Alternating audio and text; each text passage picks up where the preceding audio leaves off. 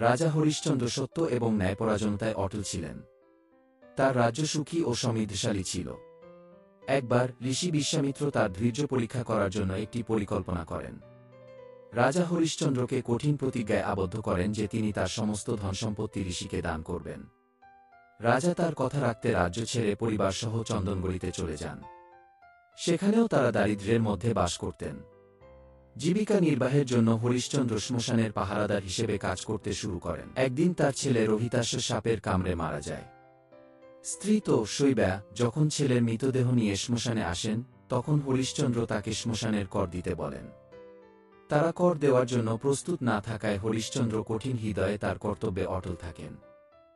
অবশেষে ঋষি বিশ্বামিত্র তার সত্যবাদিতার দ্বারা সন্তুষ্ট হন এবং দেবতারা রাজা হরিশ্চন্দ্র ও তার পরিবারকে আশীর্বাদ করেন। তাদের সব দুঃখ কষ্ট দূর হয় এবং তারা স্বর্গীয় মর্যাদা লাভ করেন। রাজা হরিশ্চন্দ্রের কাহিনী সত্য, নৈতিকতা এবং কর্তব্যের প্রতি অটল থাকার শিক্ষা দেয়।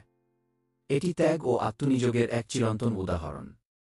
আপনি এই কাহিনীর কোনো নির্দিষ্ট অংশ নিয়ে আরও জানতে চান, তাহলে আমাদের কমেন্ট করুন।